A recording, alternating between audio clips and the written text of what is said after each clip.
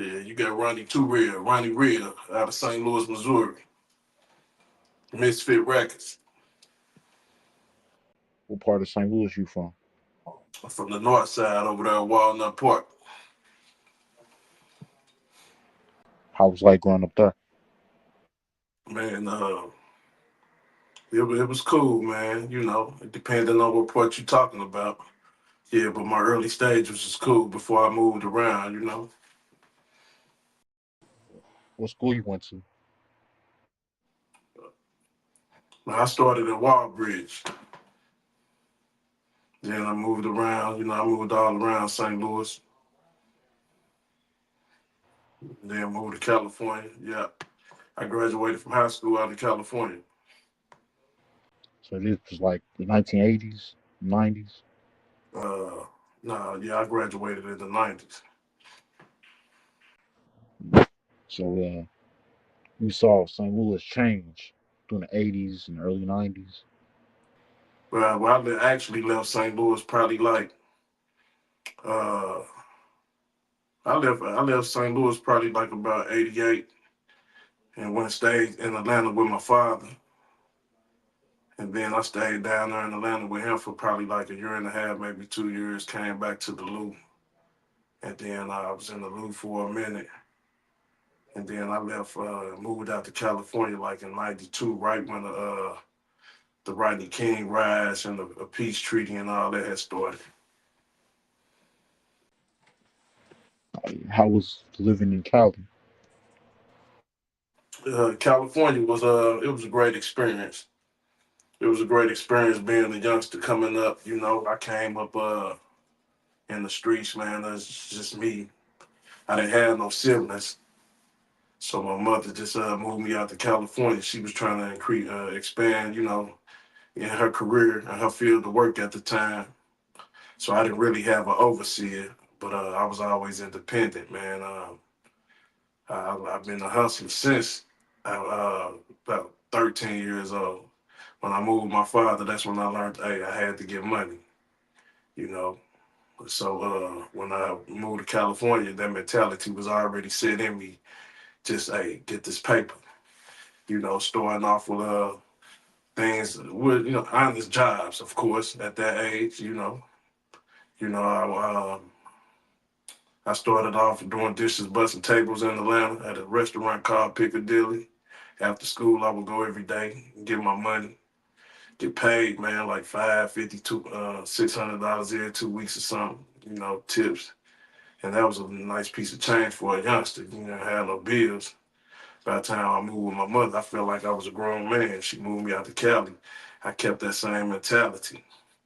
I got me a job. Then I used to hang out at Roscoe's Chicken and Waffles a lot. And my man Herb Hudson, they put me on up there.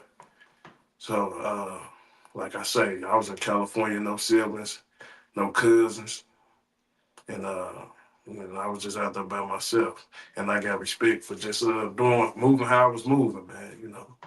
A lot of the OGs, people older than me, saw me out there moving. I was a youngster that was level headed and had some get up and go about myself. So that's how my respect started at coming up in the streets of California. I never got quoted on no particular set. You dig? I had guys from all around. You dig? I was well loved, and a lot of people just welcomed me and accepted me for who I was. But they was from different sets. I had homies from every set you possibly name. A lot of people had so much love for me, they did want me to claim they sits. But growing up out there, I saw what they call false flaggers, transformers, and I knew I wasn't none of that. I seen niggas wait till they get 30, 40 years old to get put on the hood. And that was asshole backwards. And I seen people get put on the hood that really weren't from that hood. That, after, you don't do what motherfuckers trying to tell you to do. I want the one finna get a little low, you dig? Where mother just, I ain't never want to put myself in that position. So you have to respect and love me for me, and that's just what it was. You know what I'm saying? But you are judged by the company you keep. I ran with a lot of Crips, you know what I'm saying? And that's how I came up. That's who showed me how to, move that work. You know what I'm saying? I was out there fucking with the hoes. You know what I'm saying? Young, probably the youngest nigga in my circle at the time. Everybody else was already in they 20, 24, 5, 6, maybe 30. I'm like 16, riding around with Crips. You did niggas from Compton, Palmer Block, Nutty Block, Santana. I had my homies from Long Beach over there. Insane's 20. I had homies from Nine. I had homies from all around. My homie Ace Crazy from Hoover. I had homeboys from Grape Street. My homie Moo Moo. Moo Moo threw me my first thumpers, man. Shout out to Moo Moo wherever you at, man. So it's just like I was all through that motherfucker, man. But it was always St. Louis, you hear me? Because you can claim something, but my accent always gave me away anyway. So it came off. I was country for a minute. The hoes be like, "What up, little country?" But they like the little country. Little country had that swag. You did. Yeah. So, growing up in St. Louis before you moved, how was it like? Did you go to a lot of like areas, hangouts, like Saints and Man, all that? back in St. Louis, man, back in the day, shit, we used to hang out, man, at Saints. We had Northwest Plaza. We had like a lot of people went to Skate King of Saints. Like when I was younger, my auntie used to roller skate at Skate King a lot. So my grandmother was down there from by the Peabody's off the LaSalle. They call them the new houses now, but down there by Ross and Perina area. So my auntie used to just take me to King skating rink with her. I kind of grew up in the skating rink with her for a minute, but then as I got older, me and my partners, we hung out at Saints, man, and that was the thing. And back then, before I even moved to Cali, man, the gangs had already kind of spread it out to St. Louis. The Color movie came out, and niggas just was claiming shit back then. We was some little Crips, you know what I'm saying, out there about the 8 ball, living out by my grandmother's house out on Hanley in the Rock Road, you know what I'm saying, over there by from the Rock Road to Bonita Park. And it was fun back then, Everybody had their little cliques or whatever. But like I say, even back then, I was always about getting money and staying fly and shit, you know what I'm saying? Once I started buying my own clothes and I get my money. I go down to Gus, go to Morty's, go to the Northwest Plaza, Union Station used to pop. Them was our spots, we get fresh and we go hang out, skating rink. So, Are you talking about Parkside? yeah, over there by Bonita Park, yeah, we spend a lot of time. I went to Harrison School over that way too. I went to Harrison like second, third grade over there by Bonita Park, over there by the 8 ball. You know what I'm saying? And then let me see. I went to Washington Middle on the west side. We moved around, man, a lot, man.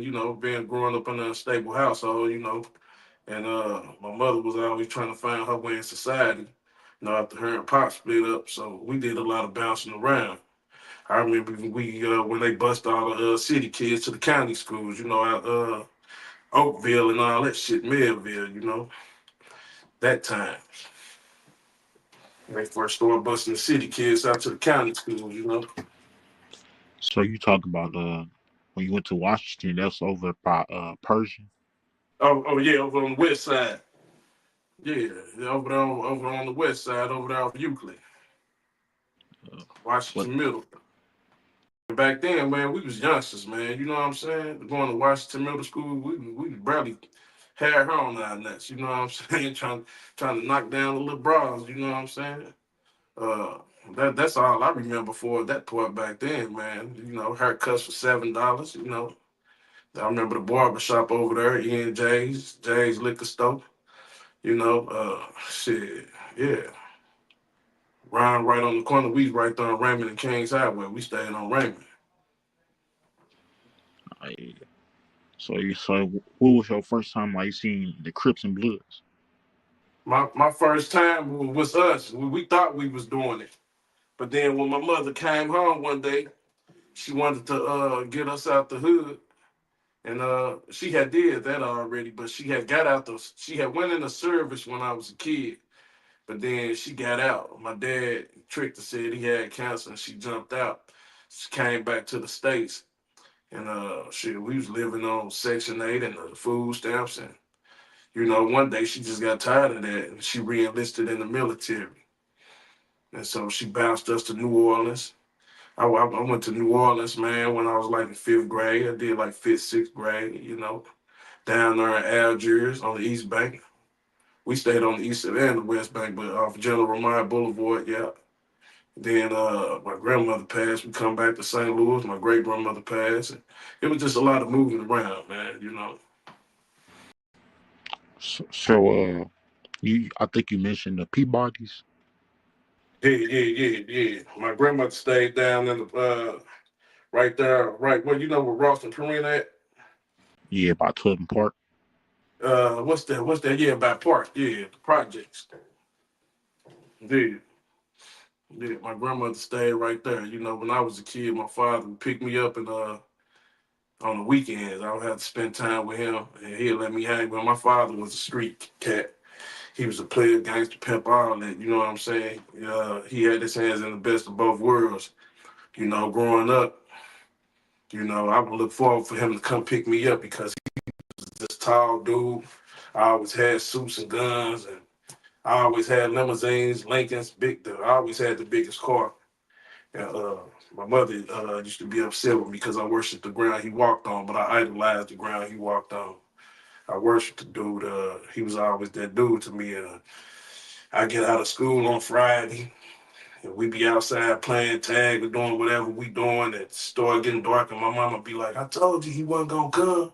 I know he wasn't gonna come." Right when she say that, he whipping around the corner in a big, long, stretched out, smoke gray limousine. This. I rode around in limousines. I was a little bitty dude, man. My pops picked me up, man. I jumped in, slide, and leather seats, man. We had cut, back then it was good something to have a color TV and VCRs. And right now, VCRs was the shit, So I'm riding around in limousines, man, sliding from seat to seat. Had the board, the TV, VCR, man. I'm watching movies, riding around with him all day. He dropped me off in the projects. I'm jumping out of limousines. That's and he'll drop me out to his little sister. Like watch my short, she gonna watch her brother's son. So, but she always wanted to go skating. That's how I used to go skating with her all the time. My auntie Augustine, she'd drag me to the skating rink. Pops come pick me back on Sunday, so he can take me home Sunday night, so I can go to school Monday morning. But yeah, that's where I kind of get a lot of, my, the idea and my, what they call it swagger. I get a lot of shit coming from my old dude because he was that dude back in the day. And he's still that dude now. He's still over there in Walnut Park. You dig? Got 100 cars wrapped around the corner. You know what I'm saying? Yeah. So, was Walnut Park in the game banging too? When I was a young, still wasn't even it wasn't even all that. It was always a hood when niggas was moving at work. You know what I'm saying? Doing what they had to do. And then when I moved to California. I came back, and I think when Lil Wayne hit the scene, shit, he turned. I think everybody just turned bloods on the strength of him. St. Louis was like one of them cities. You know what I'm saying? When everybody started wearing dreads, it was a crime. I mean, I don't know. St. Louis, like we always kind of like never really did our own thing for real. Like back when the East Coast rappers was doing their thing, everybody wanted to wear Adidas jogging suits, be Run DMC. I remember Time Bone Thugs came out. Everybody trying to want to rap fast. Uh, you know. But we finally got our break and did what we do. You know what I'm saying? And the ones who did it, I salute. I salute. So, Salute. what clothing I used to wear back then since y'all was like Crips? Shit. Shit, it was always Dickies and Chucks. And like I said, we was doing that shit here, but when my mother actually moved me to the real, where the real shit started at, it changed my perspective of the game. That's one reason why I didn't move out there and claim shit. You know what I'm saying? You just had to be original. You had to be yourself. Back here, niggas was trying to they Hoovers, but then when I moved out there and I actually meet the real Hoovers from the 88 trades to 85th Street between Vermont, Manchester, and Hoover, you can't go out there saying you from one of their sets and they don't know you. You can't say you Pyru or Mob, but them real sets. And there's a lot of people always in other states. I done been in other states, Ohio niggas be claiming stuff, but it kind of like started because cats from Cali, they would get, the work for the dirt cheap. And so they would have to spread it out. And some people take their work and go here, some people take their work and go there. And whoever brought the work in, that's who sent you start claiming. Cause whoever come, put that down so everybody can eat. Of course you're gonna ride whatever he claiming. So that's how people from out of town start claiming sis boy. People from St. Louis and other states, they didn't know nothing about no sis. That's a California thing. That's a straight California thing, but it spread it through the years and people glamorize and idolize the thought and idea. And a lot of us just wanted to feel belong and accepted, belong to something. Because we didn't have nothing to belong to. Back in the 60s, it was something to be a Black Panther. You know what I'm saying? It was something. Everybody wanted to belong to something. Everybody want to belong to something. That's where claiming stuff come from. Everybody want to feel like they belong somewhere. You know what I'm saying? So it was a pleasure to claim something, And sometimes people just claim shit to claim shit because they want to feel good about themselves. They want to be a part of something. They never really knew why they was claiming it. They just claimed it. Q wrote songs about it back in the day coming out to St. Louis. St. Louis is we some originators and we get more respect than from other people than we give to each other. We well respected on the map. We really are, man. We really So are. pretty much y'all turned Crips because of color. Man, that it was an influence, and then like I said, it was cats down here. They would bring the work in. Whoever brought the work in, shit, that's who you follow. You know what I'm saying? But like I said, when I had to move to the real deal, my perception of claiming shit changed. You know what I'm saying? That's when the shit got real. Yeah, you had to be original. You had to be original. You can't go out there just claiming shit, or just because your homeboy something, you can just claim what he claiming. You did. You know what I'm saying? But you judge by the company you keep anyway, so whether you claim none or not.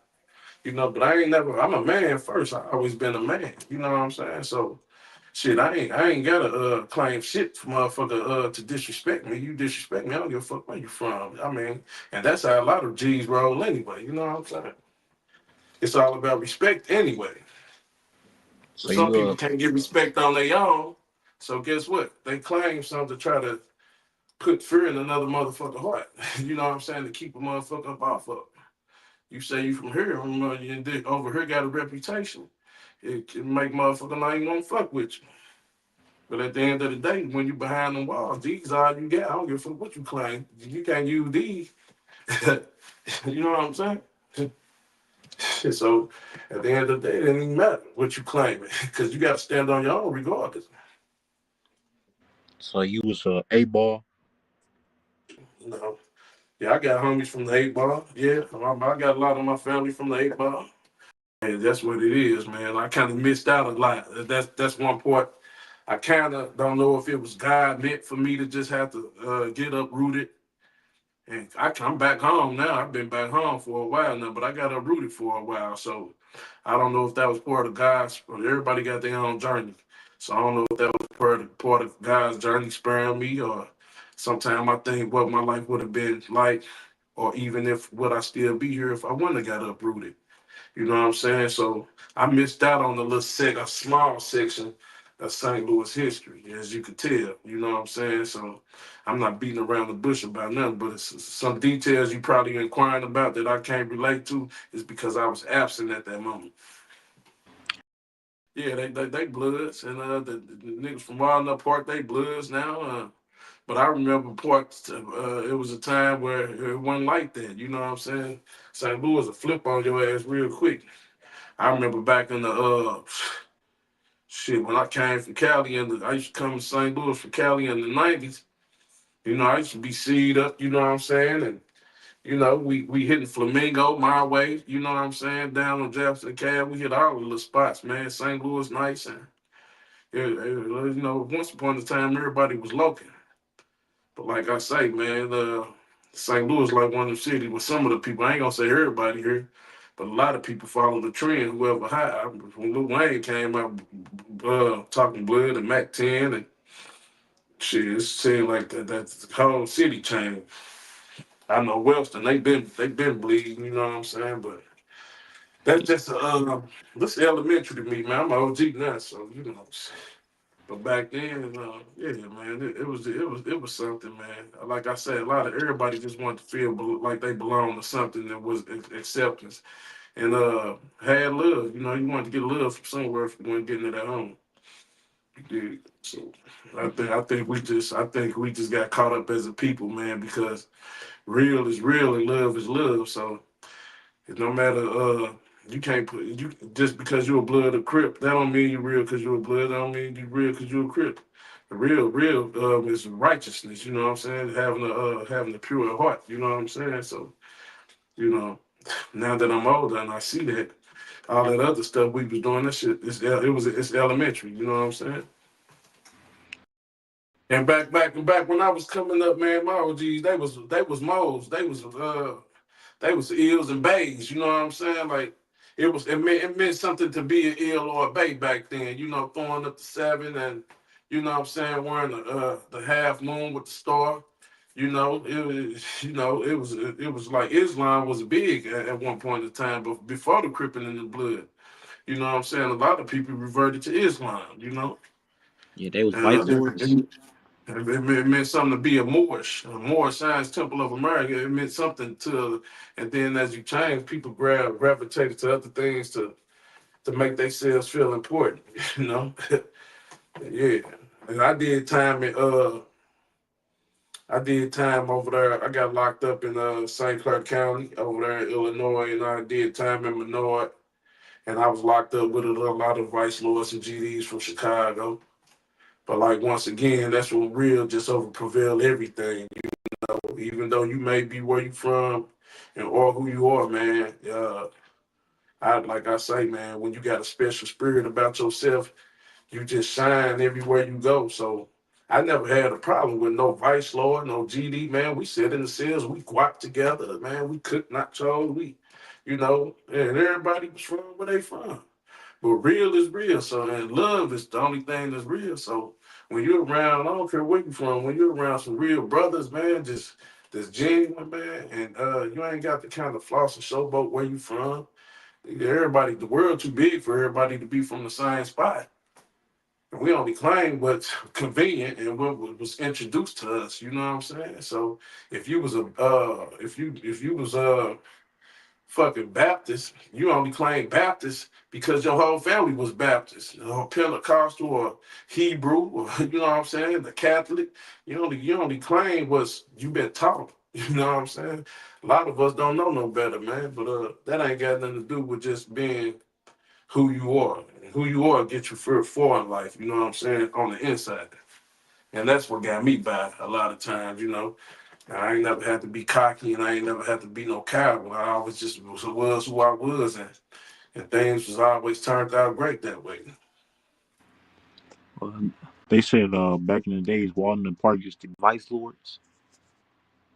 But I ain't seen no Vice Lord. The only time I seen Vice Lord is on the east side of the water. Straight up. Cheeky, my homeboy, you know what I'm saying? Him famous, famous. Yeah, my people's right there. My auntie, my people's from right there, on right there, Beacon and Lily. I got my family right there on still to this day. You know what I'm saying? People from Cali came out, and whoever came out and showed you the love, that's who you end up following. The exact same what I was just telling you earlier, but the same thing Chingy had told me. They had family from Cali and they were bloods and they came out here and everybody just, you know, that's how it all started. Do you remember Gus? I used to go get my clothes from her. I hustle all week long and now I go down there and get my Patrick Ewings, my black top Reeboks, you did, my J's. Yeah, I remember Gus well. Yeah, that's when we all wore starter caps. And you know what I'm saying? You had a starter cap with the jacket to match, man. You did. Them was the days, man. Down in Gus. That's why all the celebrities used to come, and where everybody looked forward to going down to Gus. Gus was the man. And you go down there, you get your starter cap, get your starter coat, get your Patrick Ewings, and he always had them deals for you. And everybody down there hoping they run into a celebrity or something. DJ Quick them used to come down to the city all the time. You was pretty much bouncing around dangerous areas. St. Yeah, Louis, Atlanta, yeah. Los Angeles, I New went from Orleans. St. Louis to Algiers, Louisiana. I'm talking about over there, well, Denolia. I'm talking about before Wayne them was famous. I'm talking Wayne younger than me, baby them about a little older than me. But I'm talking about this before they even hit the scene. I was already in New Orleans before rap even be. When I was in New Orleans, the only person that was big was LL Cool J at the time. I think he dropped that bad album and shit. I'm bad. You know what I'm saying? And it was doing the butt and all that shit was out, man. That was the shit. I was like fifth grade. You know what I'm saying? And my teacher used to call me rapping Ron down. That's how I kind of started with her. She used to make us do our timetables in the rhythm form. And we'd be sitting up there rapping and shit. And she started calling me rapping Ron. That's fifth grade. Uh, yeah, with New Orleans, down in New Orleans. I learned a lot, man. I'm young. I first moved down there, man. I went to my partner's family had a yard party, and they got these little things crawling in this pot, and I didn't even know this was before seafood popular now, but it wasn't popular back then. Yeah. Being from St. Louis, we ain't see no shit like that. You know what I'm saying? I'm like, man, what's that they got in the pot, man? They got a table set up with newspaper. I'm like, bird, that's some crawfish, bird, that's good. You know what I'm saying? And then they come, we'll go play football, we come back, and then they have all of them on the table with corn and potatoes, and they let me try it. And that's when I first tasted seafood. I didn't know what seafood was, so I moved down there. Eating crawfish and crab legs and shrimps.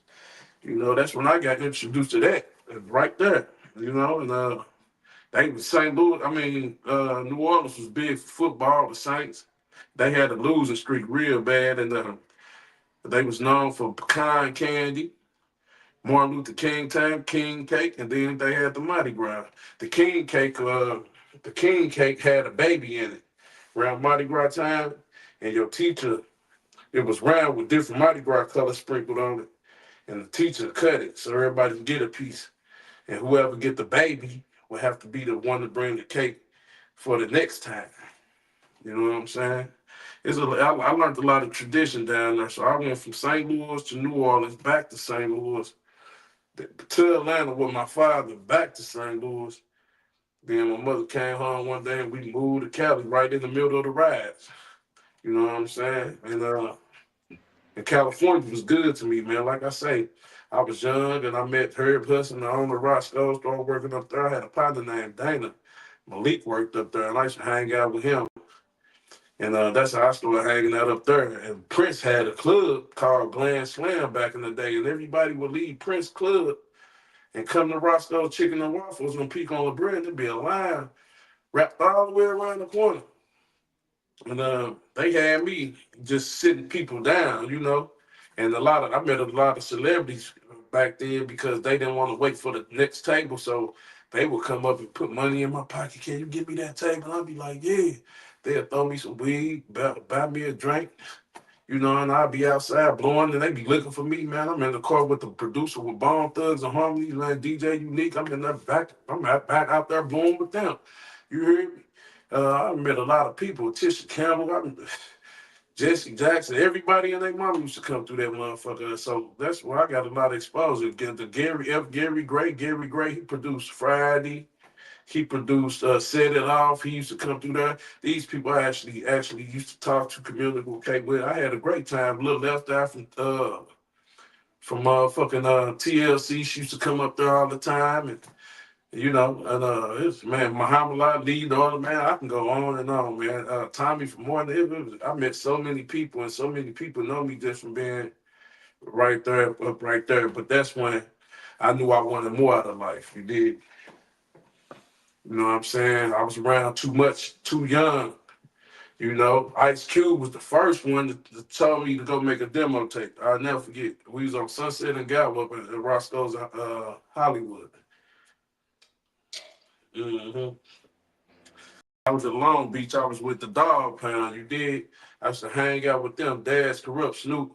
Warren G used to pick me up. I used to jump in the limo with him and we ride and we go through Burbank, California. We go to Dr. Dre's studio, sitting with Dre. I had a great life in California. You know what I'm saying? You know what I'm saying? I used to wake up and never know who I would be around. You know what I mean? I hit my homeboy Big Trady from the east side. He was like, "Cuz, meet me up in Echo Sound Studio. Woo, woo, woo. This." I slide up there and I pull my car in the alley and the gate opened up. I remember one day the gate opened up and I see like three navigators. This like 1997, 8. And then I walk in, I park, I get out, Puffy sitting right there up under the umbrella. You hear me? This was like back then. And when I got to the studio, Exhibit was there, J.O. Felony, and my homeboy Corrupt, man. I had a great time growing up in California because I did a lot of shit niggas don't get to do. One day, my homeboy Warren G said, "Man, meet me up on Sunset Boulevard." I meet him up there, cars everywhere. We at the House of Blues. And I'm standing in this fucking long ass line. And the police like, nobody else getting in. I'm like, watch, I bet I get in this motherfucker because I'm on the phone with Warren G. So the bitches looking at me like, man, they looking at me like, nigga, who you is? And then my homeboy walked all the way from the door to the street to meet me. I'm like, I'm right here, cuz. He came, got me. And them bitches, they want to follow us in. Like, we going with you, man. I'm gone on in. Shit, I'm sitting up there, Big Willie McGinnis right there. I didn't even know who he was. I'm thinking he like a bodyguard for the homeboy or something. Come find out, Willie McGinnis, he was a linebacker for the New England Patriots at the time. And Goody Mob, CeeLo, when I walked in, CeeLo was there. But the first person I seen when I got in was Russell Simmons. And back there, my homeboy Warren G, he was signed with Def Jam. So we sitting there with Russell. I had a great time in California, man. I did some shit motherfuckers don't get to do every day, man. Like straight up. Straight up. That So was you, that was the best time of my life. One of the best times of my life. so you probably fit in with the New Orleans and Atlanta dudes. 'Cause he's pretty much country already. Uh, well, I was country anyway for St. Louis, man. Shit. You know what I'm saying? But I was young, man. When I was in New Orleans, I was what, fifth, sixth grade. I went to Atlanta like what, like seventh and eighth grade, back to St. Louis. I went to Normandy for a minute, you know. Before I shot out to California, I went to Normandy over there on Lucas Hunt and the Rock Road for a minute. Then we moved to California after that. It wasn't really bad, man. Atlanta was kind of fun, man. Atlanta was different. Now they had the bass music down there, like DJ Magic Mike and Luke and shit. They put that shit on. But back then, I was on Too Short at the time. Tough. That's all I listened to was Short Dog and the Short Dog, man. That was my dude. But when I got to Atlanta, they had all kind of dances and Atlanta was it was fun and it was different. We at school, black people weren't all the way free mentally yet, but we was right. We was just working our way to just be like nobody ain't no better than us type shit. We used to beat up the white boys and take they store the coats and Jordans and shit. You know what I'm saying? Back then, the white boys the only one could afford Jordans. Shit, they used to come to school with all motherfucking shoes and the store the coats and shit. So that's what was going on at that time. But yeah, like I say, they had that bass music at the time. They had a little local cat named Kilo. I remember Kilo was out. And there was DJ Magic Mike, but they put that little music on, they dancing. And I did it too. I ain't gonna lie, you know what I'm saying? MC Hammer was out. You know, Bobby Brown was big at the time. You dig? Bobby Brown was living in Atlanta at the time with Deion Sanders and yeah, they was big. All them was superstars at that time. But MC Hammer had us wanting to wear the pants with the gold tips and shoes, him and Bobby Brown. So it was a thing to get them pants, them balloon pants. And we go to our little dance with the little patent leather shoes, the gold tips. Yeah, we did all that. I did all that. Yeah, straight up. It was good times, man. Real good times. So what time did you, in your life did you just start getting into like music? Man, I had, like I said, rapping was something that started fifth grade when my teacher started calling me rapping rhyme, but it really kind of got big like around the time when I moved to California. I used to get out of school and go to this guy named Rico house and record music. He had his brother now. They used to mess with Cypress Hill, and they had his brother now was a group under Cypress Hill, them called the Wolf Pack. And I used to go to Rico house, and he had a studio in his garage, and he used to record me on the reels. You know, we was recording on real. But it even started before it started when I first got to California. When I first got to California, I had a partner named Devious that was a blood from Watts. And then I had my partner Chaos. He was from Grape Street Crip, and I was from St. Louis, and we had a little group. You know what I'm saying? We used to make all the music back then and shit, and we used to go over this dude house, low down TKO. They had a group called OFTB. They actually was on the Above the Rim soundtrack with Tupac and them OFTB. And Pac used to talk about them in his song. Like, I got my watch niggas who would be OFTB. We used to go to their studio and record back then. We was little cats going in the garage, but I don't even know what happened to my partners, man. I think what happened, I had to end up getting into it with my partner brother. My partner brother, he was from a set out in Compton. But he tried to little oak me one day at the Compton swap meet. And cause I wouldn't give him, he needed some money and I wouldn't give it to him. He saying I had the money, but he didn't know, you know, what the money was for. There was some money my mother had told him. She said, get this money and go pay this bill. And I had the money, but he said, but he had, somehow he just thought I could just get him what he needed. He knew when I took him up there, he didn't have enough money to get what he wanted. But he was trying to get me to get him the money. He wanted to get some extra shit. And I'm like, man, this ain't my money. I got to do something with this. So I ended up getting into it with the nigga. We ended up banging on the Compton swap meet in the rain. And he tried to little over me, but I handled my business, and that's what pissed him off. He wanted to kill me that day. You hear me? I was like, dang, I'm from St. Louis. Because one thing I do know, remember about St. Louis coming up, nigga, we grew up wanting to be golden glove champions and diamond glove champions. My grandmother, when on Hanley, she stayed next to the boxing center. It's the boxing center house, and my grandmother's house was the house on the hill next to the boxing center. And when that motherfucker opened up, man, my uncles, all of them used to box. So when they days and that motherfucker open up and they go down there to train and spar, my little ass was right down there. Boxing was my first dream. That's the first thing I wanted to do. So and back then, boxing was big in St. Louis. You hear me? So we already had the skill and the mindset to just want to fight. You know what I'm saying? Of course, the street fight different from a boxing match, but it wasn't no fear in my heart because I'm like, nigga, we do this where I'm from. You heard? Nigga, you heard me, cuz? You a little hoe, cuz? Nigga, you want to fight? You want to, nigga, that's right up my alley. What's up, nigga? You know what I'm saying? So we got busy, you know, right there. You know? And then, you know, I got with him. He mad. I see blood. I was a kid. Nigga wanted to kill me, man. But I ain't the type of nigga gonna leave a nigga. You hear me? Matter of fact, at the time, I had a little chick, and I was in her father's car, her stepfather's car. He let me use his car. You know what I'm saying? I'm in his car, and there was a little stick, and so I didn't want to just leave him at the swap meet. So I gone drive him to the crib. But when we got close to his crib, he fired on me. Fire. You hear me? And where they stayed there like a little alley. I'm like, I ain't dropping this nigga off in the alley so he can run in the house and smoke me. So I pulled on the AM, PM parking lot. I had to pick my mother up from the airport that day. Yeah. But I had some stories, man. But yeah, man, like banging to me was a different level. Like, it wasn't even about claiming no damn shit. It's about just standing on your ground, not having no brothers and no siblings and no cousins around, and you out here by yourself, nigga.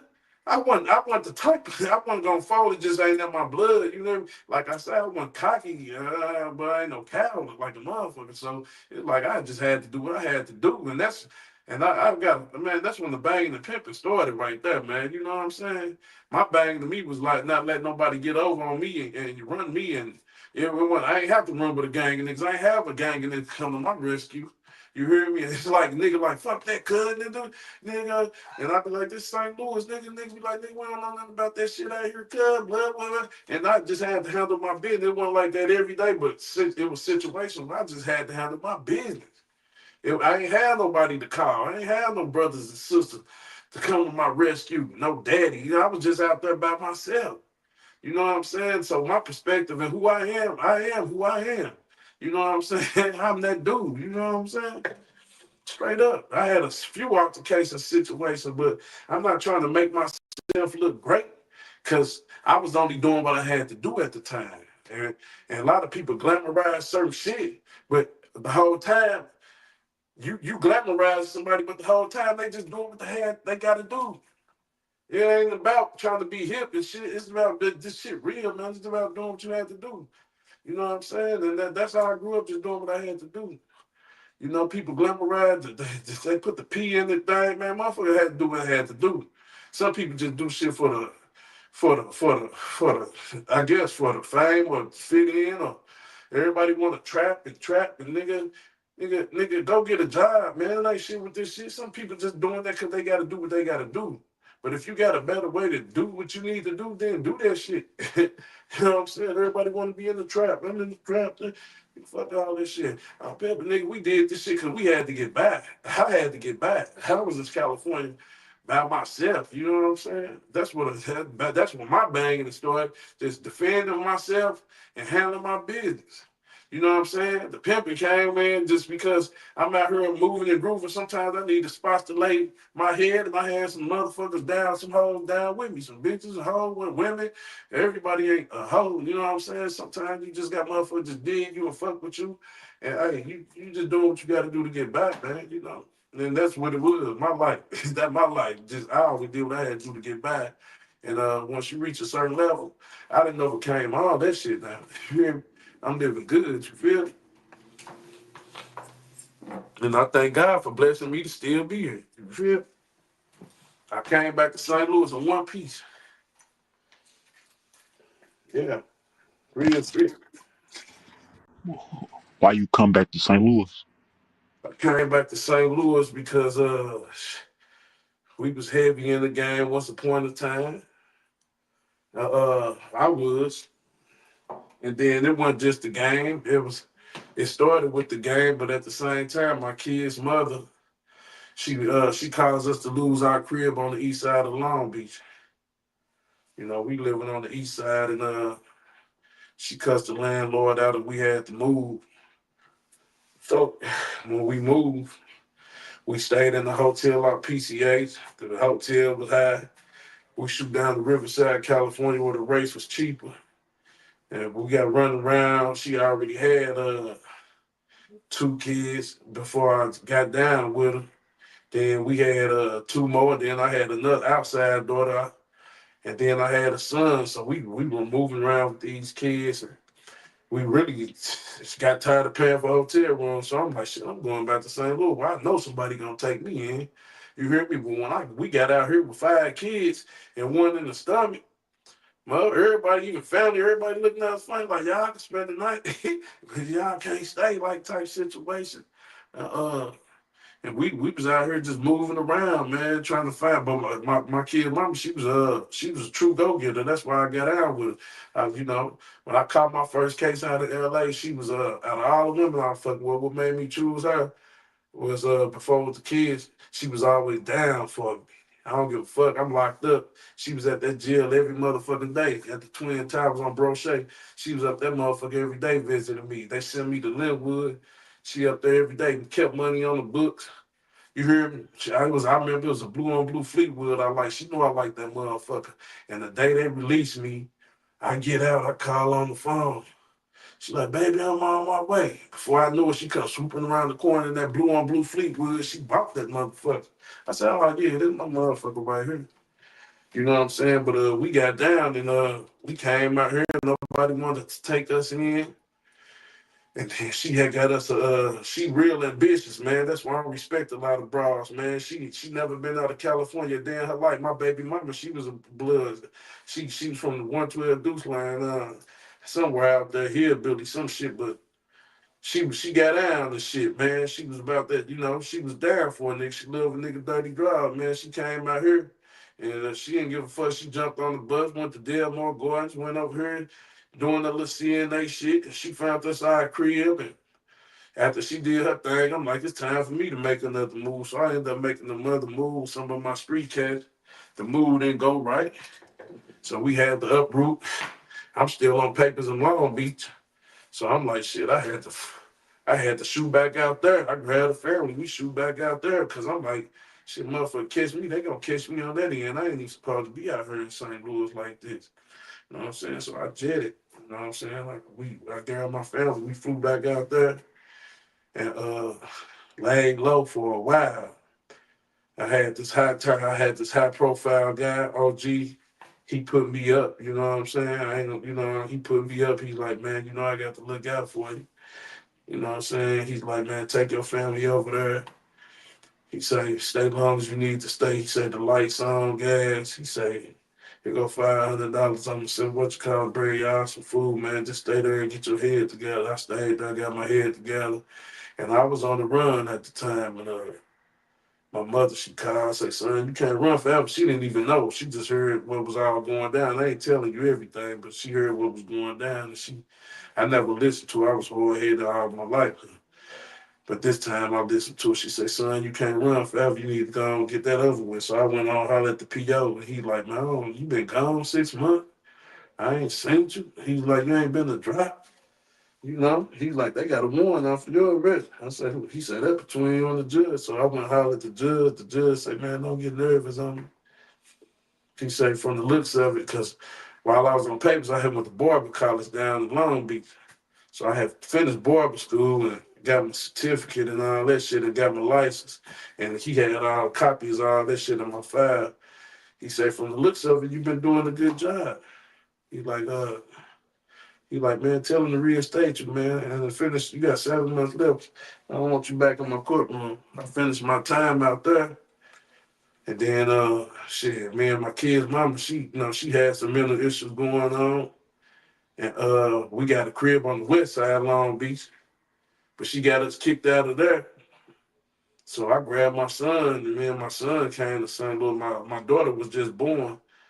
Me and my son, we came to St. Louis. I left my other kids.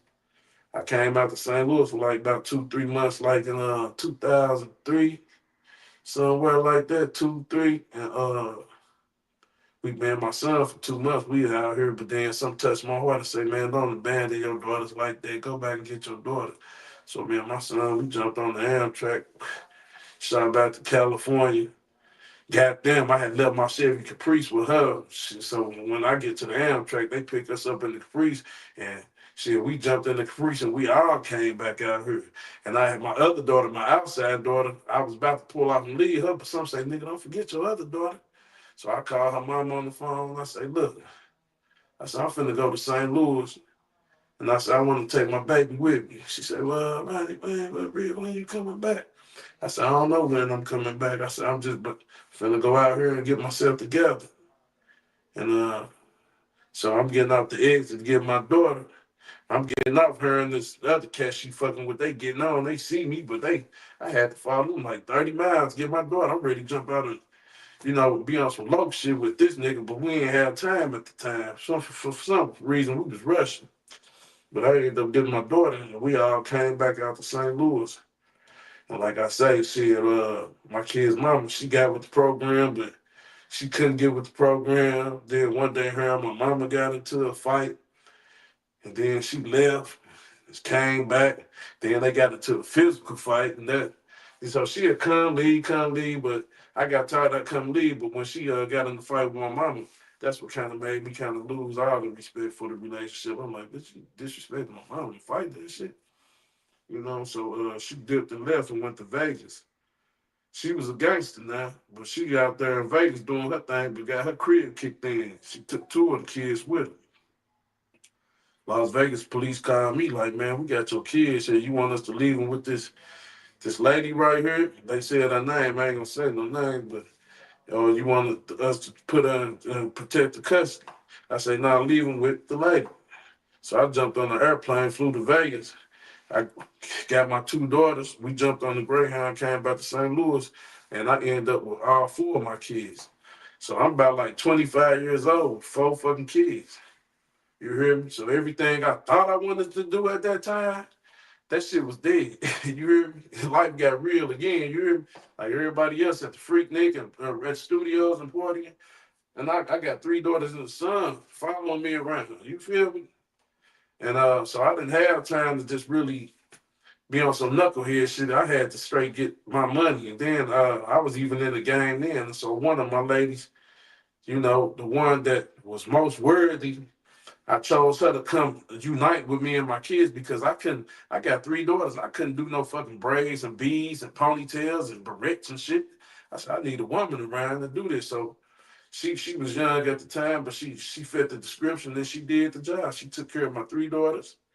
She did they her. My son had braids. I had ponytails along her at the time. So she kept us up. She kept the house clean. She cooked. She did everything that needed to be done, and I took care of her. That's what made her mother them and her uncles them and everybody respect me because they like, man, this young dude, he a single father. That wasn't common at the time. Like this look, but I don't even fit the description like I would be this type of dude. Like I got braids. I'm gonna look like loped out every day, man. Judging the motherfucker, you think the motherfucker dope dealer gangbanger. But I'm really was out here taking care of my family. And there was a time where me and her got into it where the police came to my motherfucking condo and and shit, instead of making her leave, they making me leave. And I'm telling these motherfuckers, I'm like, this my motherfucking house. This my crib. I'm trying to show the motherfuckers the lease. And they like, go on, take your kids to school. Take your kids to school before you lock it up. I'm like, this my house. And they got all indignant with me. They made me leave my motherfucking house. I went on, took my kids to school. I went on to work to the job.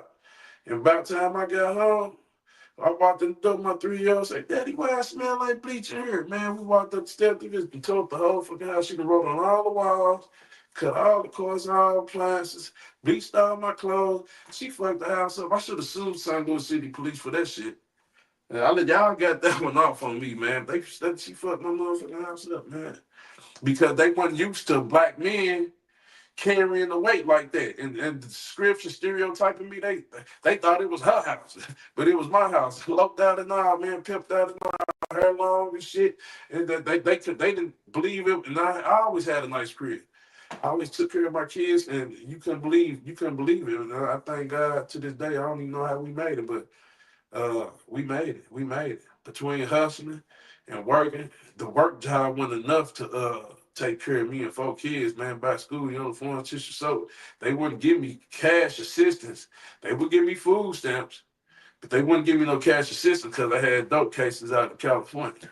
You feel me? So I always had to hustle because the work check wasn't enough. You know what I'm saying? And then I always had to play. I just always had to play with the game. Like I say, people glamorize it, but it was always just doing what we had to do to get by. You know what I'm saying? You know, this one jumped ship. I had to bring another one on board. You leave. Hey, my daughter still, Daddy, when we gonna get our hair done? I had to call up something else. Hey, come over here. You know what I'm saying? Take care of this, you know. But the other one, baby, she always came back. She'd leave for about a week or 2 weeks. And I always come back. But yeah, I mean, it was real, man. It was real, man. But God, like I say, He let everything happen for a reason, man. He put us in fourth place situation just to save our life. Well, look bad ain't bad. That's the story of my life. Because prior to my kids' mama acting up and getting us kicked out, I still had got down with a couple cats out there that tried to get over on me. You feel me? And I'm not bragging. Like I say, once again, I was just doing what I had to do, but you ain't finna run over me. But even though I'm thinking there's water under the bridge, it's like a motherfucker come to your hood and make you look bad. You gonna let that go? And me, I'm just young, naive, or whatever. And God already see like them niggas gonna get you, boy. So He allowed one thing to happen just to get me up out of there. So a lot of shit happened just to protect me. I couldn't see it at the time, but it was revelation later on. Like this, is why this happened, so this could happen. You know what I'm saying? So I ended up coming to St. Louis. And God blessed me to raise. I ended up with all the kids, and I raised them. They grown now. My youngest one, 21. She finna be 22 January 3rd. But my youngest one, she 21 now. She got a daughter. All my kids got kids now. And I raised them. And they mamas never called them not one time since they been with me all their life and never got a birthday present, a happy birthday, and I had to deal with all that trauma. You know what I'm saying? I had to. I had to teach my daughters how to be women. I had to talk to them real. I can't teach them how to be women, but my mother helped show them some things. But they was always my kids was always with me. My son and my three daughters. They grown now. And that's what made me a G, because the motherfucker wasn't doing that shit. Man, the most craziest shit I saw. I've seen a lot of shit, but the first thing I saw, I remember when I was about 8 or 9 years old. We stand on the south side of Cleveland and Botanical somewhere over there. And my mama told me not to go out the house. She said, "Don't leave this house." And I had went outside anyway. And when I got outside on the porch, we standing on a four-family flat, and I was 9 years old. I'm standing there. I come out the house. I'm on the porch. I see a dude walking down the street. Actually, this dude, he actually stayed like two houses next door to us. But I don't know what had happened, what he got himself into at the time, but a car rolled up and blasted him right in front of me. You know what I'm saying? That was just, at 9 years old, that kind of fucked me up. You know what I'm saying? And I don't even think St. Louis is on no Crip and Blood shit then. Shit, this is like I said, I was about probably fucking 8 or 9 years old. You know what I mean? But, as far as right now, that's the first thing that popped in my mind when you said it was the craziest shit I saw. Yeah. What made you start with Misfit? Misfits, man, because Misfits was like my uncle Don Juan. He came out to California with me, and at the time I was hanging with my homeboy. We was already recording music and shit. I used to record music up on Sunset and Vine, Hollywood and Vine. But anyway, shit. He came out to California. He saw how I was getting down, and I and Nate Dogg told me one day, he was like, "Man, this politics. We was trying to get on this shit." And Nate Dogg said, "Man, this politics." And Nate Dogg actually stayed across the street. His grandmother stayed across the street from me on uh, 20th and Line over there on the east side of Long Beach. And we was rapping one day. And he like, "It's politics." And at the time, I was out, like I said, I was moving with the homeboys, Big C Style, little C Style. That was my partner from 19th Street, Long Beach, Dash, and Snoop them. And anyway, it was a lot of motherfuckers that's from Long Beach, little niggas my age, everybody trying to get on at the time. And we was just trying to find our lane. And me and Unc, we getting high and shit, and he like, man, we don't fit in with these niggas, nephew. We misfits. I'm like, yeah, we misfits. And my aunt, and they just stuck that day. I'm like, we just didn't fit in with nobody, you know what I'm saying? We just had our own style. We missed the wave in St. Louis when everybody was getting on. We kind of missed our wave, you know what I'm saying? And but we were still making music that it still ain't been heard to this day. It's been heard because I've been moving around with my partners and shit. I've been moving around, but I'm saying we ain't hit that. We ain't hit that big boom, but we've been making music forever. You know what I'm saying? We got some classical, what they say, man. We got some classic music, man. That ain't been heard, man, and that's how the Misfits started, man. Shit, we didn't fit in with nobody, but we made music for the love and the fun. Cause back then, we weren't thinking about getting paid. It was just about nigga. This what we do when we drink and we click. We make each other click, and we just in our element and we make some classical music, man, and it's outdated. It ain't never outdated, man. This shit sound like we made it. Like you listen to it now, I can play some shit now we made 20 years ago, 25 years ago, and this shit since, you know what I'm saying? It's timeless music. That's what they call it, timeless music, man. It seems like that you could still, that shit still go platinum to this day. You know what I mean? But we extraordinary misfits. We don't fit in. We extraordinary. You got ordinary people. You ain't got extraordinary people, man. You know, and we felt like we was always chosen. You know, we never was accepted. You know, but we always felt chosen. You know what I'm saying? Like I said, those that's first come last, and those that last come first. So we still gonna make our mark in this world sooner or later one day. But right now, me being old, it ain't even really about the music, about leaving legacy behind. I said, look, I said, I ain't gotta wait for no record label to do shit for me. I've been getting money regardless. You feel me? You know, I said, look, you know, people wait on the record label to buy them shit like this. I buy my own shit. You know what I'm saying? And that's just how it goes. You know. And regardless, we don't need no validation, and I don't need nobody to prove or stamp me. It's beneficial. I'm official because I'm chosen, man. You know, you ordinary, you know, ordinary and extraordinary. We extraordinary. We overlooked. We the underdogs. We the ones nobody want to accept, listen to, because we're a threat. We ain't got to act hard. We ain't got to act cocky. None of that. We ain't none of that. We just guys, chosen people. We come from that cloud. You know what I'm saying? You know, it's real children, man. You either real child or stepchild. We the real children. We the misfits, baby.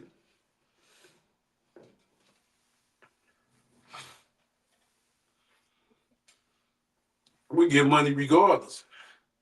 You know what I mean? And it ain't even just about the money, man. I mean, but that's how the world judge. And you need money till you die. So we ain't waiting on no record label. We ain't on no record deals.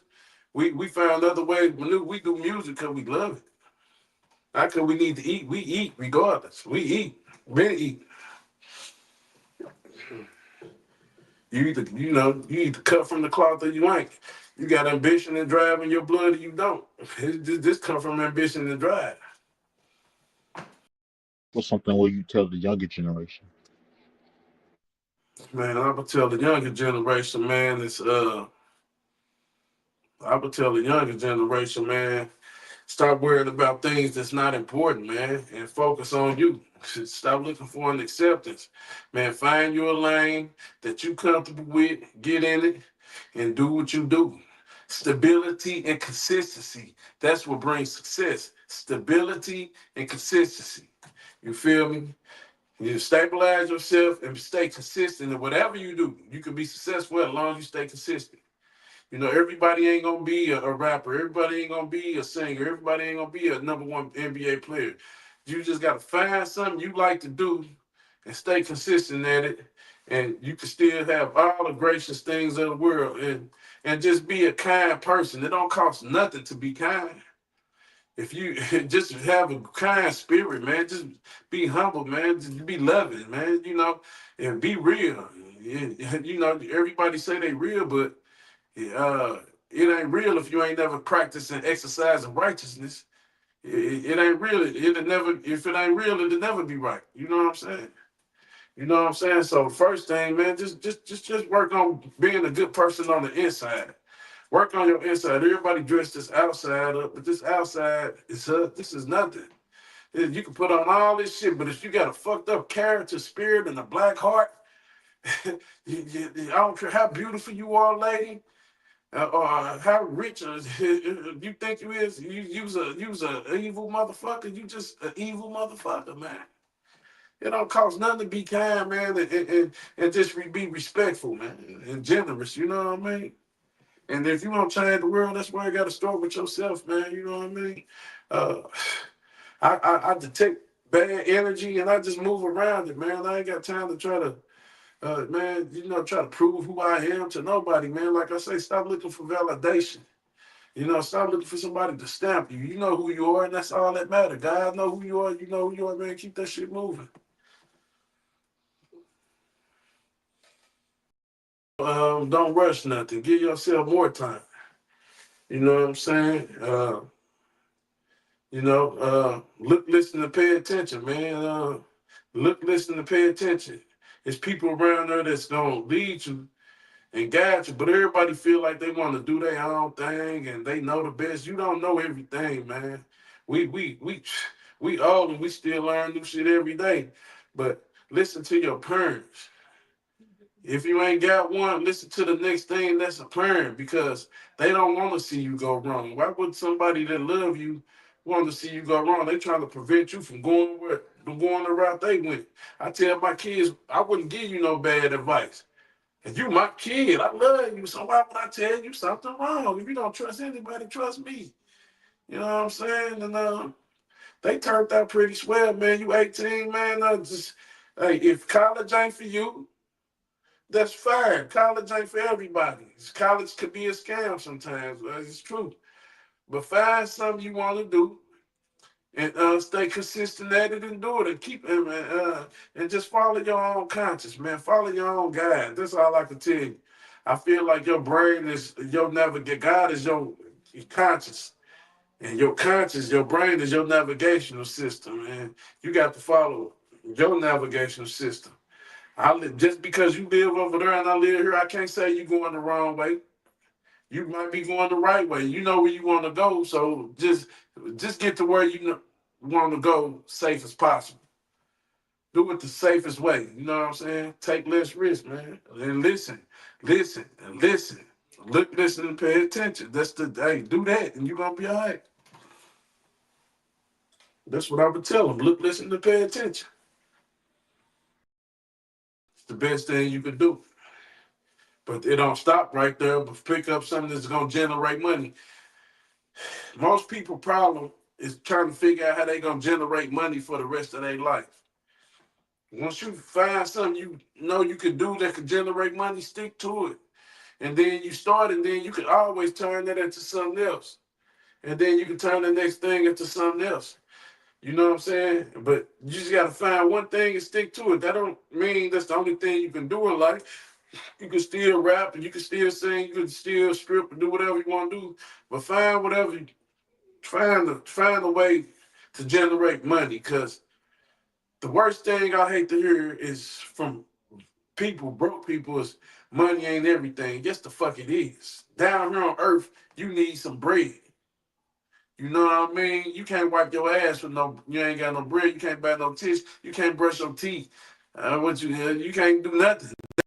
That's just a simple hygiene. That's just keeping your hygiene up. And no, you talking about wearing clothes and socks, and you got to replenish stuff. You got to find a way to replenish. People don't mind you living with them if you can replenish and replace what you didn't use. I don't mind taking you nowhere if you can replenish my gas. You got to make money to move, and you got to move to make money. You can't do one without the other. That shit go hand to hand. So, money ain't everything. That's a rich man phrase. That's a man that has had everything but love in his life. Because when you got money, it's hard to separate who really love you. People calling your phone all day. My transmission went out. Me and my kid. Everybody got a story, but you can't just help everybody to hit your phone, man. Everybody got 24 hours in the day. What is you doing with your time? I'm not hustling to give all my fucking money away. What are you doing with your time? I know what I'm doing with my time. Because I make a Facebook post and you see me looking nice, that don't mean I have money to give you. I don't have money to get everybody. I got people locked up. I'd rather give a person locked up that can't get no money than help somebody that's free. You free all day. What have you done all week? This man, he really can't help himself. Now, at the same time, what did he do to get himself in that situation? But still, he's not free to make no money. So I'd rather help somebody that can't help themselves than to help somebody that's got breath in their body, can get up and make it happen, but still don't get up and make it happen, man. What's wrong with you, man? You sitting on your ass, get your ass up and find something to do. You know what I'm saying? And stay consistent doing it. Just because you made a check this week, you're gonna need one next week and a week after that and a week after that. Don't make one check and go party and then call me and say, good, you think you can? No, why don't you quit your job? You quit getting money? That she got to be the dumbest motherfucker in the world to stop getting money. I don't care how you get it. You better keep doing it. Straight up. You better get this fucking money. I always say faith and patience. You know what I'm saying? You can't have faith without patience, and you can't have patience without faith. Those two go together. You can't say, man, I got faith, man. God gonna bless me. And then one day, 2 days, God don't bless you when you think he should bless you. So you say, man, fuck this. I'm finna get my pistol. I'm finna go rob a nigga tonight. You think you just lost. You just crashed out. You know what I mean? Yeah, faith and patience is a must, man. You got to go through it to get to it every time. You know what I'm saying? You know, what look bad ain't bad. You got to go through some things to get to some things. You got to go through some things to get to some things, and that's just the way it is, man. But people don't want to go through it. They just want it to come. It don't happen like that. It don't happen like that, man. If it happened like that, we all be good, right? This don't happen like that.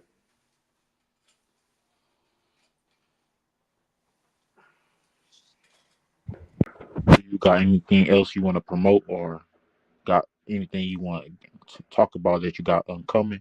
Man, shit, man, just be on the lookout for Misfit Records, man. I got music I done dropped, man. You can go to YouTube and type in Ronnie Too Real.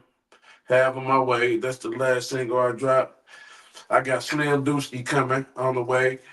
I got Ronnie Renee on the way. That's my daughter. And I just did a song with Bone the Mac, man. I don't know if y'all familiar with Bone the Mac. He had a son. Yeah, he from down there in Texas. Me and Crunchy Black from 3-6 Mafia, we got some stuff coming. Me and Benzino, we worked on some stuff, and I just got a lot of stuff in the making, man. You know, but like I say, in due time, it's all gonna do what it do. So y'all just be on the lookout, man. Sooner or later, man, you gonna see that. You see this logo? You're gonna see it everywhere on billboards. You're gonna see it everywhere on trucks. Got a trucking company. We're expanding that. We build it. We build it, man. We chameleons, chameleonaires, man. We build it. So pretty soon you're gonna see this. You're gonna see this everywhere. You know, it's on my neck first. So me. You know what I mean? But we just ain't specializing in hip hop and rap. We Misfit record label is gonna be a label with all genres. You know what I'm saying? We got blues, country. You know what I'm saying? Jazz, whatever it is, we promote whatever. You know what I'm saying? We like the Motown of St. Louis. That's how it's done. You know, we like the Motown of St. Louis, and then we coming at you, man. And it's all love, man. You know what I'm saying? We got terrorizer, man. I got a list. We got a little Dave, man. We got a little Fade, man. We got a nice little roster coming. You know what I mean? With a whole lot of collabos, man. And, we don't know who else gonna be coming our way, but and we finna get down, man. And you know, God see fit. That's what it's gonna do. If he don't see fit, then you just gonna be looking at this interview and say that nigga well shit.